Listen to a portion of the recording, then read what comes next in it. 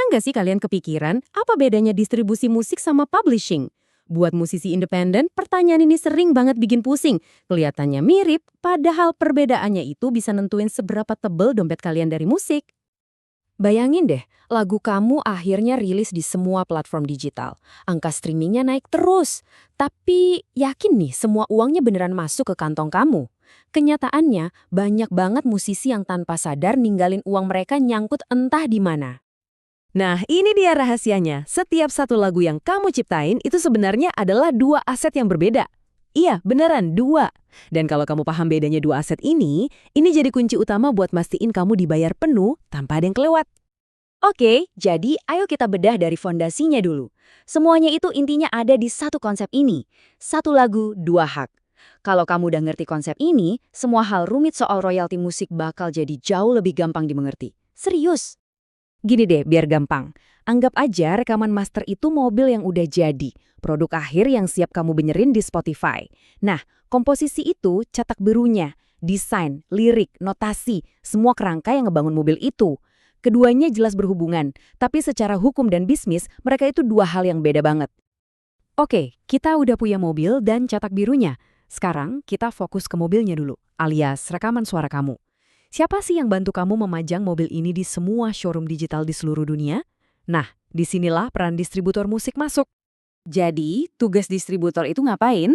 Gampangnya, mereka itu jembatan. Mereka yang ambil file MP3 atau WAV kamu, terus disebarin ke ratusan tempat kayak Spotify, Apple Music, TikTok, dan lain-lain.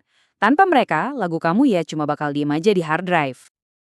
Prosesnya simpel banget kok. Kamu unggah rekaman masternya, mereka sebarin kemana-mana, terus mereka kumpulin semua duit dari tiap streaming dan download, ambil sedikit komisi buat jasa mereka, lalu sisanya langsung ditransfer ke rekening kamu.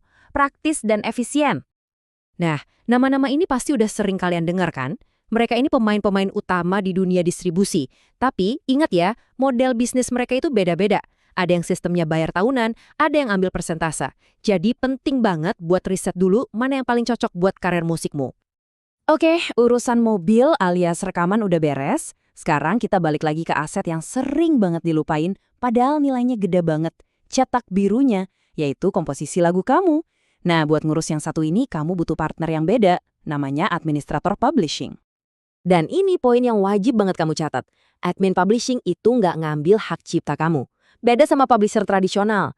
Mereka itu kerja buat kamu. Anggap aja mereka itu kayak akuntan super canggih buat lagu-lagu kamu, yang tugasnya melacak dan nagih setiap sen royalti komposisi dari seluruh penjuru dunia. Terus apa aja yang mereka kerjain? Wah, banyak. Mereka daftarin lagu kamu ke lembaga-lembaga kolektif di seluruh dunia. Mereka juga bantu cari peluang lisensi buat film atau iklan. Dan yang paling penting, mereka nagih royalti pertunjukan dan mekanis. Ini jenis uang yang beda total dan gak akan pernah bisa kamu dapat dari distributor. Ini beberapa nama besar di dunia admin publishing. Tunggu, kok ada nama yang sama kayak distributor tadi ya? Nah, disinilah biasanya orang mulai bingung. Tenang, kita bakal bahas ini sebentar lagi. Songtrust dan Centric itu contoh pemain yang fokusnya murni di administrasi publishing. Oke, momen yang ditunggu-tunggu. Sekarang kita sandingkan keduanya, kita bedah tuntas biar perbedaannya kelihatan jelas banget dan gak ada lagi yang salah kaprah. Kalau dari semua penjelasan ini, kamu cuma boleh ingat satu hal, ingat kalimat ini. Ulangin terus di kepala. Distribusi itu ngurusin file audionya, si mobil jadinya. Publishing itu ngurusin komposisinya, si cetak birunya. Coba deh lihat tabel ini, kelihatan jelas banget kan bedanya?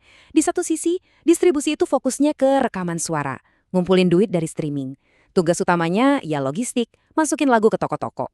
Di sisi lain, publishing admin fokusnya ke komposisi, ngumpulin duit dari royalti pertunjukan dan mekanis.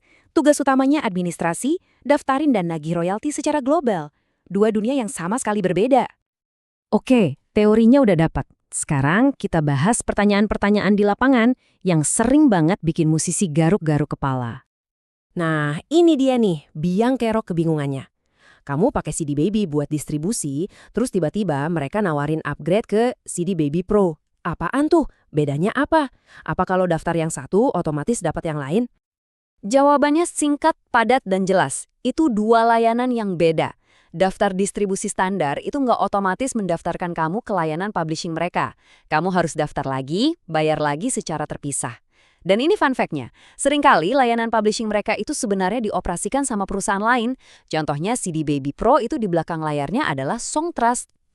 Pertanyaan penting berikutnya yang juga sering muncul, kalau gue udah punya admin publishing, masih perlu gabung ke lembaga manajemen kolektif atau PRO nggak sih? Bukannya itu udah kerjaan admin gue? Jawabannya iya, wajib hukumnya. Kamu sebagai penulis lagu harus jadi anggota LMK atau PRO. Admin publishing itu nggak menggantikan mereka, tapi justru bekerja sama dengan mereka. Mereka itu tim. Admin kamu mastiin lagu-lagumu terdaftar dengan benar di sana dan bantu nagih royalti yang dikumpulin sama lembaga-lembaga itu di seluruh dunia. Oke, kita rangkum ya poin-poin paling penting yang harus kamu bawa pulang dari sini. Satu lagu itu sama dengan 2 hak, rekaman dan komposisi. 2, distributor ngurusin rekaman. 3, admin publishing ngurusin komposisi.